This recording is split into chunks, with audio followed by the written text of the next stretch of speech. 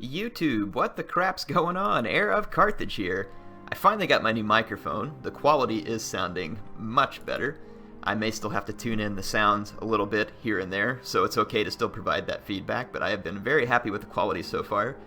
I'm using a Blue, is the brand Blue microphones, and it is a Snowball mic. Now, the Yeti came highly recommended by most that I saw, and don't get me wrong, it looked like a fantastic mic, but just seemed like it was probably overkill for what I need. So I went with the Snowball, and it's a lot bigger than what I'm used to. It's a big, it's kind of, I say it's big. I don't know, for sounding as good as it doesn't really seem bad. It seems real quality construction, everything. I'm happy with it so far. The sound seems good. Help me kind of tune it in, though. I think I've got the balance pretty close to right, but let me know. So I'm thinking, Suebi again? Really? Well, what can I say? So many times I've asked for Suebi, and here I am delivering 2 days in a row. Another odd matchup. It's fun to play with Suebi, even though they're really not a good faction. And this time, I think I've brought an even more questionable army, but we'll see. I'm playing against Armenia, which is, again, kind of an odd matchup. You can see some of my scout riders going into the forest up over here too, using some terrain to cover themselves. So my main line, let's go back out where we can see it, I believe is 6 spearwomen, and then I've got some wolf warriors, 4 of them, and then I've got 2 Wodenaz spears, 4 Germanic slingers, and 4 Germanic scout riders. I pretty much never feel like leaving good old Germania without the scout riders. Wow, graphics looking fantastic back over here with the sun kind of like peeking out of the trees. Oh yeah, looking so good. Maybe right there. Yeah, it's looking nice. Total War art, brought to you by Air, I guess. So in any case, now it's I brought a lot of spears, obviously expecting Armenia to come cav heavy. Now, the obvious thought process that I would use if I were the Armenians is that I would come spear heavy. So personally, I would have brought a ton of axemen, thinking that I would have made that. And he did bring some axemen and some Persian hoplites and some Eastern archers. But as to be expected, you pretty much never leave home, or in this case Armenia, without the cataphracts either, and I can't say I blame him. These are fantastic units. I don't think a noble spear general is going to do you a whole lot of good as Armenia either, so it makes sense to go ahead and throw a royal cataphract in there, even though it has a lot of spin. So my Germanic slingers start duking it out with his Eastern archers, and they quickly annihilate one of his Eastern archer units. The Eastern archers have much better missile damage stats, but the shield block chance is just too high in the Germanic slingers. And I do make a mistake here and retreat while under fire. That was not smart. I got several of my slingers killed. But you can see over here, even against a lot of frontal fire, only down 20 men, and he's already lost 1 unit and is in the process of losing others. I started to fire at his horse archers here, and you can see I've already killed 20 horse archers. So, and Maximus did a real good video on these guys. If you hadn't gone and watched it, go check it out. He calls these guys the most underrated skirmishers in Total War Rome 2, and I believe he would be correct. Anyway, my opponent's going to push up because he doesn't like my slingers getting as many kills as they are, and honestly, I'm freaking scared to death. My opponent has plenty of infantry, and he's got the cataphracts to make the follow-up charges. And when I got to looking at this army, I wasn't real happy with what I brought because I really don't have anything to disrupt the charge of his cataphracts and then pin them. So I have no melee cat to pin them against my spears, which means that he could just cycle charge my spears to death while my infantry is frontally engaged with his own. And I'm scared to bring my wolf warriors up front because they're going to be easy victims for his archers and also easy victims for cavalry, but if I leave them in the back, they're also easy victims for cav, so I'm honestly just really scared at the moment about how I'm going to win here. I don't like my chances, all things considered. But my opponent is allowing me to take advantage of certain scenarios. His cataphracts are eating javelins here, and then I'm going to swing these guys back around through this little canyon here and really come start pouring the fire onto these cataphracts, try and cause some hit point damage. My opponent, though, is not liking the skirmish advantage that I built up. He moves his Persian hoplites up, but does not attack, which means he's going to eat a lot of spears from these ferocious women making up my front lines here. Basically, in order to make sure these women were ready for combat, Patchy stood around and told them a whole bunch of demeaning jokes about women and how they couldn't fight and all this other kind of stuff, until they got so mad that they ripped his fingernails and toenails off and then came into combat fighting with the Fury. So although Patchy has had better days, his women troops here were definitely ready for combat, so just kidding. if there's any women that view my channel at all, they're probably either face palming or laughing at how stupid I am. One of the two here, we'll see. But that's assuming that women watch me at all, which probably isn't the case to begin with. I don't even think Mrs. Air probably wants to sit around and listen to me for too long. Whoa! Man, insulting myself. So my opponent brings in a real nice flank cataphract charge here, and it definitely hurts the morale of my troops, and then he's going to swing on over towards my my Germanic Slingers. Excellent move. My Germanic Slingers have been ripping them up pretty bad, and they've got a decent number of kills considering their price. And his cataphracts, though, do get intercepted by my Wolf Warriors, and all of my Wolf Warriors are going to take a pretty sound thrashing. As he tries to keep pulling through to get to my Slingers, he will take some losses to my charging infantry, and I followed up behind him with my General, and I've used the Pride ability as well to give him better armor piercing damage, and you can see that it is resulting in the death of many cataphracts. So, and then I'm going to bring my Germanic Scout Riders in again. That way, if my opponent keeps retreating towards my Slinger, or following my Slingers, he'll take losses even to my Germanic Scout Riders. He comes in from another angle with his Noble Blood Cav, and my troops in the back line here just reeling. He is destroying my Slingers. Fortunately, though, he's not spreading out as much as he could. He could have used one unit here and then gotten over into even more Slingers, but this gives me time to bring up my other Wodenaz Spear. My Germanic Scout Riders make good use here and just destroy his Eastern Archers. His Horse Archers are now coming in to try and right that wrong, and they're not a real easy target for me. But in any case, I have killed a great deal of his infantry. His Axemen even are not doing particularly well. They will eventually grind this fight out, but his Persian Hoplites just got downright destroyed by my Spearwomen, and the amount of javelins and everything that they took ahead of time really sealed their fate, to be honest. And you can see here as we zoom up, the Noble Blood Cav and Royal Cataphracts are being chased by my Wodenaz Spears, and I'm not going to lay off these guys. He doesn't have enough cavalry left to really cycle charge me. He got drawn into this fight and stayed there too long. This initial flank charge was good. He just should have...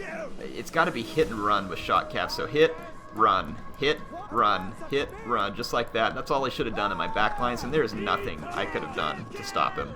With 3 different Cataphract units and then 2 Noble Blood Cav, I really don't think that I had the capability to stop him.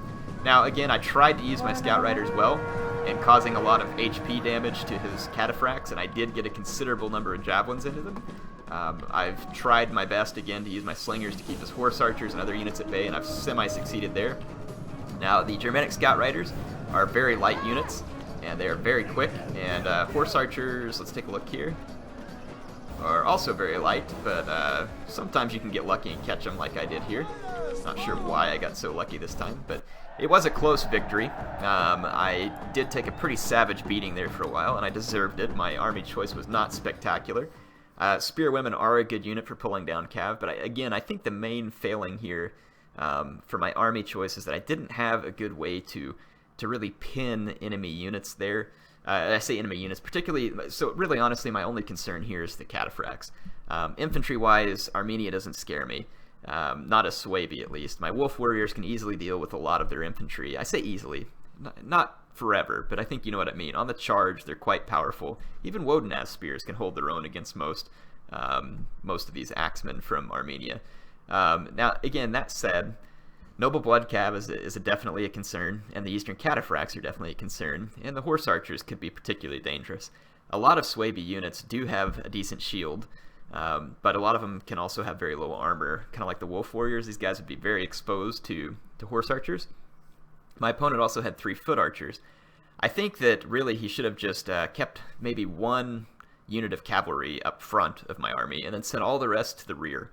And then he could start to stage feint attacks against the rear of my army. This is going to pull my Slinger attention in 2 directions, and also force me to try and deal with the fact that he has cav in my back lines. Now, I can do a lot of damage to him with my Scout Riders, but probably if he would have used the Forest and other stuff like that, it could have definitely lessened the damage that my Scout Riders did to him. And at the same time that he pulls off a frontal infantry charge, then he can start doing those cycle charges like I showed you in the rear, and I don't know that my men would have stood up to it. And he probably should have used the Axemen as his main line and not sent in the Persian Hoplites first. He should have sent those to the flank. And in fact, he could have screened my Germanic Scout Riders with his Persian Hoplites. Now again, all that said, I may have been able to pull my Wolf Warriors forward and charge his Axemen and destroy them just the same. But again, I really think that my opponent needed to coordinate a frontal charge with rear charges from the cataphracts, and then he could maybe coordinate that with some flaming shot from a few of his archers, and it's not likely that my somewhat feeble Suebi army would have survived that type of thing anyway. But it was a fun game. I hope you all enjoyed some more Suebi action. Now, I did mention to you before some stuff about, I mentioned stuff about shield wall. I wanted to try and do a demonstration. We'll see if we can do it right and get lucky here. Let's just go with the Boii. They have the right units for this. And we'll just throw units on here that we know are going to be in formation attack. So let's throw Roman units in here. That would probably be the best test. So let's go to Rome. And I'm going to throw like a couple Avocati cohort here. And let's go in with a couple of sword followers. And I'll switch my general to the noble horse just so I can keep the Roman general off my case. And let's go ahead and just throw down Graham campaign. Marcus, what's the deal here? Cancel. Oh, I don't want an ambush battle. Land battle. Let's reset stuff here. Sorry, I should have been ready for this. And a couple of Avocati. And I'll see if I can try and demonstrate my point here with shield wall. Let's bring the one that can intimidate, so I can keep the Roman general from using his abilities and screwing this up. It is a land battle. Let's just make sure I get the right map here. Nemedicina is relatively flat. Not entirely flat, but mostly so. So I want to try and demonstrate some of the things about shield wall that kind of irritate me here. And again, it's not the end of the world. I don't feel that it's breaking the game. I just feel like it could be better if these things are dealt with. Now, both these units are non-formation attack, and I can spread them out to be much thinner than what the Roman formation will be, and I think you'll kind of get a good gist of what's going on here. I am going to fast forward so that we can do this quicker. I think I set the Romans to defense, unfortunately, but it'll still give me a good chance to overlap them. And this does not work all the time, so it's quite possible my test will backfire here, and you're like, Air, you're wrong.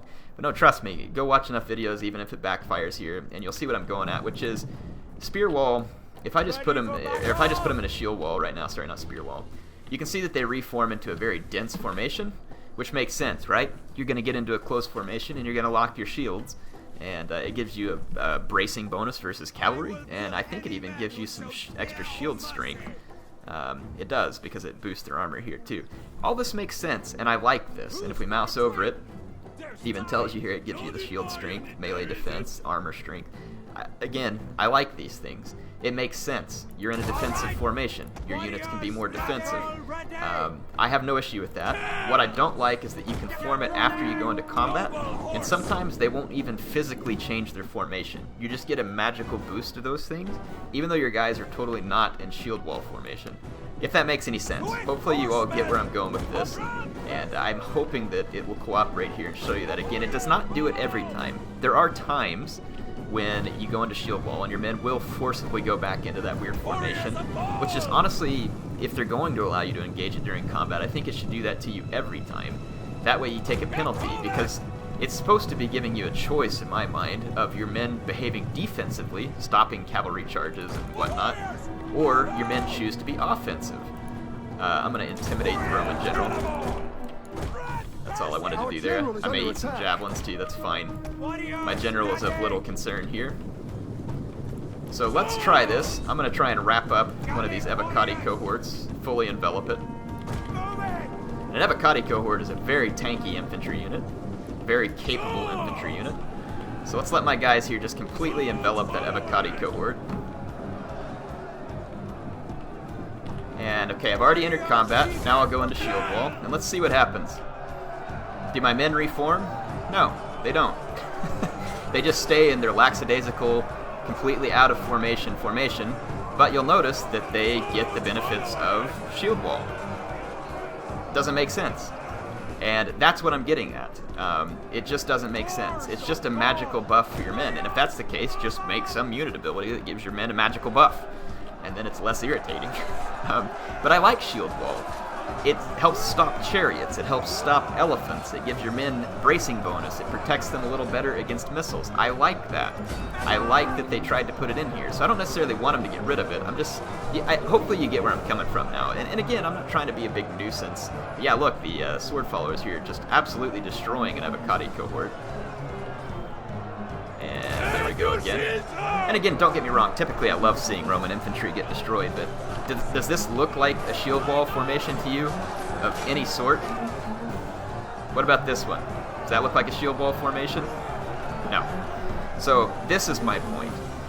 That's all I'm getting at. I don't want to change the bonuses that someone gets from shield wall. I just want to change the way it behaves. My guys should forcibly go back into formation here. And again, it does sometimes happen, but it doesn't happen easy enough or often enough as far as I'm concerned.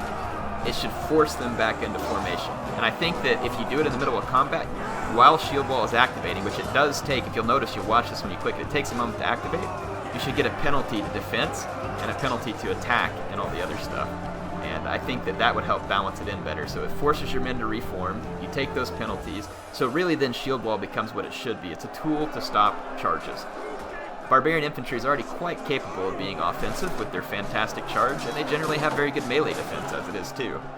So I just, again, that's why I don't get it. And it may help with some of the barbarian sword spams that are out there. Don't get me wrong though, things can be changed, and sometimes it'll just change from one spam to the other. I get it. But hopefully this demonstrates my point. Anyway, I'll be signing off for now. Hope you all enjoyed this. HeirofCarthage, out. I already said signing off for now, so now it's just very redundant. Signing out for now. Sounding out. Signing out. Okay, I'll stop. I'll see you soon.